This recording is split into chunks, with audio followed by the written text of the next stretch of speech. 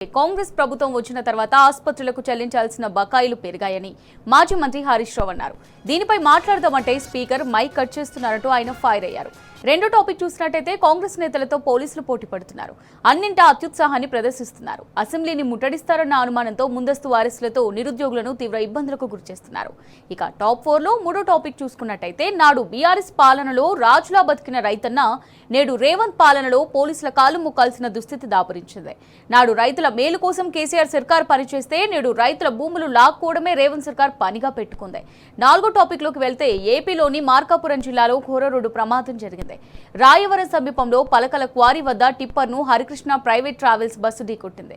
దీంతో బస్సుతో పాటు టిప్పర్లోనూ మంటలు చెలరేగి 13 మంది సజీవ దహనమయ్యారు. ఇక టాప్ 4 న్యూస్ లో హెడ్లైన్స్ చూద్దాం. ఆరోగ్యశ్రీ బకాయిల విడుదలపై హరీష్ రావు నిలదీత అడుగుతుంటే మైక్ ఎలా కట్ చేస్తారంటూ ఆగ్రహం. ఇక కాంగ్రెస్ కార్యకర్తల రెచ్చిపోయిన కాకీలు, అసెంబ్లీ ముట్టడి అనుమానాలతో అరెస్టులు. తెలంగాణలో అన్నదాతల గుండెకోత.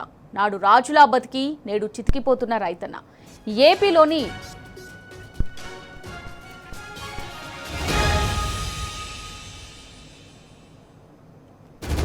కాంగ్రెస్ కార్యకర్తల రెచ్చిపోయిన కాకీలు, అసెంబ్లీ ముట్టడి అనుమానాలతో అరెస్టులు. ఇక థర్డ్ టాపిక్ చూసినట్టయితే తెలంగాణలో అన్నదాతల గుండెకోత. నాడు రాజులా బతికి నేడు చితికిపోతున్న రైతన్న. ఇక ఫోర్త్ టాపిక్ ఏపీలోని మార్కాపురంలో ఘోర రోడ్డు ప్రమాదం, 13 మంది సజీవ దహనం.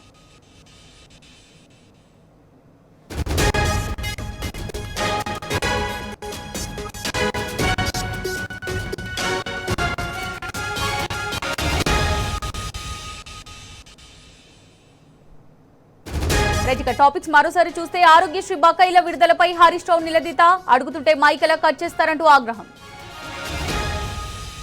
కాంగ్రెస్ కార్యకర్తల రెచ్చిపోయిన కాకీలు, అసెంబ్లీ ముట్టడి అనుమానాలతో అరెస్టులు. తెలంగాణలో అన్నదాతల గుండెకోత. నాడు రాజులా బతికి నేడు చితికిపోతున్న రైతన్న. ఏపీలోని మార్కాపురంలో ఘోర రోడ్డు ప్రమాదం, 13 మంది సజీవ దహనం.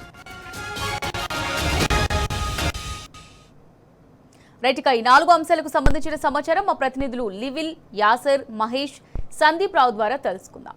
ఇక ఫస్ట్ టాపిక్ చూసినట్టయితే కాంగ్రెస్ ప్రభుత్వం వచ్చిన తర్వాత ఆసుపత్రులకు చెల్లించాల్సిన బకాయిలు పెరిగాయని మాజీ మంత్రి హరీష్ రావు అన్నారు. గతంలో 2014 జూన్ 2 వరకు ఆరోగ్యశ్రీకి నెలకు 32 కోట్లు ఖర్చు అయ్యేవని, ఆ తర్వాత 2023 వరకు ఆ ఖర్చు 68 కోట్లకు చేరిందన్నారు. రేవంత్ సర్కార్ వచ్చిన తర్వాత ఆరోగ్యశ్రీ ఖర్చు 89 కోట్లకు చేరింది. కానీ కొత్తగా చేసిందేం లేదన్నారు హరీష్ రావు. బీఆర్ఎస్ చేపట్టిన ఆసుపత్రుల నిర్మాణం గురించి చెప్పారు. కానీ వాటిని కాంగ్రెస్ ప్రభుత్వం ఆలస్యం చేస్తోందని మండిపడ్డారు. బీఆర్ఎస్ అధికారంలోకి వచ్చి ఉంటే ఆసుపత్రుల నిర్మాణం ఎప్పుడో పూర్తయ్యేదన్నారు. పేదలకు ఇచ్చే సీఎంఆర్ఎఫ్ కోసం తాము ఎక్సైజ్ ఆదాయంలో వాటా పెంచామని గుర్తు చేశారు. ఈ అంశాలన్నింటినీ సభలో చెప్పాలనుకుంటే తమకు మైక్ ఇవ్వలేదన్నారు హరీష్ రావు.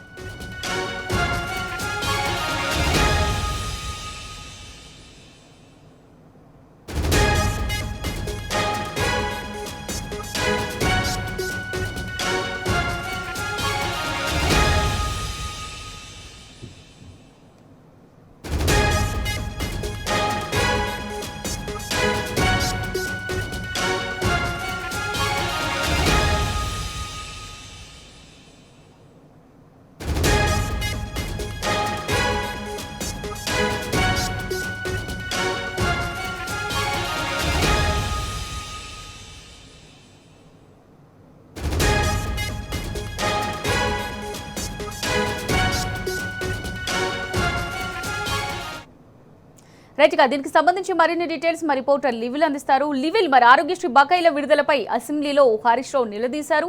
మరి దీనికి సంబంధించి మీ దగ్గర ఉన్న అప్డేట్స్ ఏంటి? వాళ్ళ ఏదైతే శాసనసభ సమావేశాలు జరుగుతున్న నేపథ్యంలో మరోసారి BRS deputy floor leader Harish Rao పూర్తిగా ప్రభుత్వ వైఫల్యాన్ని మరోసారి వివరించారు సభకి. ఏదైతే సభలో గత కొద్ది రోజులుగా జరుగుతున్న పరిణామాలను కూడా వాళ్ళ మరొకసారి గుర్తు చేశారు. పూర్తిగా వాళ్ళ ఆరోగ్యశ్రీకి సంబంధించిన అంశంలో ప్రభుత్వం దాటవేసే ధోరణి అవలంబిస్తుంది తప్ప ప్రభుత్వం ఆ సమాధానం చెప్పలేకపోతుందంటూ కూడా ఆగ్రహం వ్యక్తం చేశారు. ప్రధానంగా ఆ నిధులకు సంబంధించి ఏదైతే గత ప్రభుత్వంలో ఇచ్చిన వాటి నిధులకు సంబంధించి 2014లో ఏ విధంగా ఆరోగ్యశ్రీకి సేవలు అందించింది, 2023లో ఏ విధంగా సేవలు అందించింది, అంతకు మించి ఇప్పుడు 2.5 సంవత్సరాల్లో కూడా పెద్దగా పెరిగింది ఏం లేదని కూడా ఈ సందర్భంగా చెప్పారు. అయితే సహజ పెరుగుదల ఉంది కానీ కొత్తగా చేసింది ఏం లేదంటూ కూడా మీడియా చిట్ లో హరీష్ రావు వెల్లడించారు. కాంగ్రెస్ వచ్చిన తర్వాత ఆసుపత్రులు చెల్లించాల్సిన బకాయిలు కూడా పేరుకుపోయాయి. ఇవాళ ఆరోగ్యశ్రీ బకాయిలు చెల్లించకపోవడంతో చాలా చోట్ల చాలా హాస్పిటల్ ఆరోగ్యశ్రీ రద్దు చేసిన విషయాన్ని కూడా ఈ సందర్భంగా గుర్తు చేశారు. వెంటనే ఆ బకాయిలు చెల్లించాల్సిందే ఈ సందర్భంగా ప్రభుత్వాన్ని డిమాండ్ చేశామని చెప్పారు. అయితే ఆ సీఎంఆర్ఎఫ్ కోసం మేము ఎక్సైజ్ ఆదాయంలో వాటా పెంచామని కూడా గుర్తు చేశారు. ఈ అంశాలన్నీ చెప్పాలనుకుంటే సభలో మైకి పెట్టేదని కూడా గుర్తు చేశారు. అయితే పూర్తిగా అంటే కాంగ్రెస్ ప్రభుత్వం వారు చెప్పిందే ఈనాలనే తీరుగా వివరిస్తున్నట్టు కూడా చెప్పారు. అయితే ప్రభుత్వంలో ఎలాంటి చేయాలన్నా అంశాల వారీగా సభ నుంచి తీసుకుపోదామంటే ప్రజలకు మేలు చేసేందుకు ప్రజలకు వారి సేవ అంటే ప్రజలకు సంబంధించిన డిమాండ్లను మేము సభ నుంచి తీసుకుపోదామంటే మాకు సమయం ఇవ్వట్లేదు, తీరా మైక్ కట్ చేసినట్టు కూడా ఈ సందర్భంగా హరీష్ రావు చెప్పుకొచ్చారు. ఖచ్చితంగా ఇవాళ కాంగ్రెస్ ప్రభుత్వం తర్వాత ఏ ఒక్క ప్రజా ప్రతినిధికి కూడా శాసనసభలో ప్రధాన ప్రతిపక్ష పార్టీ సభ్యులకు సమయం కేటాయించకపోవడం, సమయం మాట్లాడివ్వకుండా మైక్ కట్ చేయడం ఖచ్చితంగా ఇది ప్రజల గొంతు నొక్కడమే, ప్రతిపక్షాల గొంతు నొక్కడమే తప్ప ఇంకోటి కాదని కూడా ఈ సందర్భంగా చెప్పారు. ఖచ్చితంగా ఇవాళ కాంగ్రెస్ ప్రభుత్వం ఏదైతే మెడికల్ సంబంధించిన అంశాల్లో పూర్తిగా నిర్లక్ష్యం వ్యవహరిస్తుంది, నిర్లక్ష్యంగా ధోరణికి అవలంబిస్తుందని చెప్పేసి గుర్తు చేశారు. ఏదైతే గత కరోనా సమయంలో బీఆర్ఎస్ హయాంలో ఆనాడు బీఆర్ఎస్ అధినేత కేసీఆర్ తొలి ముఖ్యమంత్రి కిమ్స్ ఆసుపత్రులను ఏర్పాటు చేసి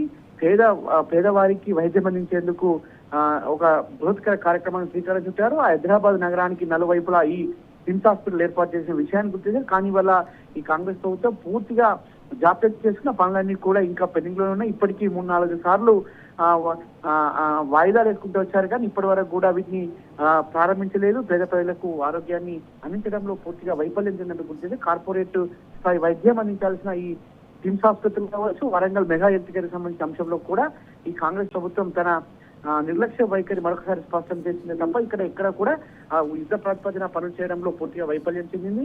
వాళ్ళ కాంగ్రెస్ ప్రభుత్వం వెంటనే ఆ పెండింగ్ బకాయిలు చెల్లించి సకాలంలో బకాయిలు చెల్లించి పేద ప్రజలకు అండగా ఉండాలి. పేద ప్రజలకు అండగా ఉండడంతో పాటు ఈ ఏదైతే కార్పొరేట్ స్థాయిలో నిర్మించిన కిమ్స్ ఆసుపత్రులను కూడా వెంటనే పనులు ప్రారంభించాలని చెప్పేసి కూడా సందర్భంగా హరీష్ రావు చెప్పారు. ఖచ్చితంగా దీంతో పాటు ఐటీ టవర్స్ ఏర్పాటు చేసే అంశం పైన కూడా BRS floor leader deputy floor leader Harish Rao సభ దృష్టికి తీసుకొచ్చారు. 2 టైర్ సిటీలో కూడా విస్తరించేందుకు ఐటీ సేవలను విస్తరించాలనే ఒక గొప్ప సంకల్పంతో అన్నాడు మేము నిర్మించాం. దాదాపు చాలా చోట్ల పూర్తయిన అక్కడ వివిధ కంపెనీలు వివిధ ఏజెన్సీస్ కూడా అక్కడ ఉపాధి కల్పిస్తున్న యువతకి.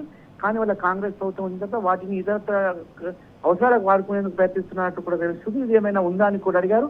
పూర్తిగా ఇవాళ కాంగ్రెస్ ప్రభుత్వంలో పెండింగ్ లే తప్ప రన్నింగ్ ఎక్కడా లేవు. గత బీఆర్ఎస్ ప్రభుత్వం రన్నింగ్ ఉన్న పనులన్నీ కూడా ఇవాళ పెండింగ్ పెట్టి ఇబ్బందులకు గురి చేస్తున్నారు. పేద ప్రజలకు ఉపయోగపడాల్సిన అనేక సమస్యలు తీర్చడంలో ప్రభుత్వం వైఫల్యం చెందింది. ప్రధానంగా హెల్త్ కేర్ రంగానికి పూర్తిగా నిర్లక్ష్యం వహిస్తుంది. తద్వారా ఇవాళ పేద ప్రజలకు ఆరోగ్యం అందట్లేదంటూ కూడా మరొకసారి గుర్తు చేశారు. అయితే ఇవన్నీ సమస్యలు మేము సభకు తీసుకుపోదాం అనుకుంటే సభలో మాట్లాడడానికి అవకాశం కల్పించట్లేదు. సభలో మా వాణి వినిపిద్దామంటే పేద ప్రజల తప్పన మా వాణి వినిపిద్దామంటే కనీసం కూడా మైక్ ఇవ్వట్లేదంటూ కూడా ఈ సందర్భంగా మీడియా పిక్చర్లో వెల్లడించారు. అమూల్య. Right, thank you లివిల్.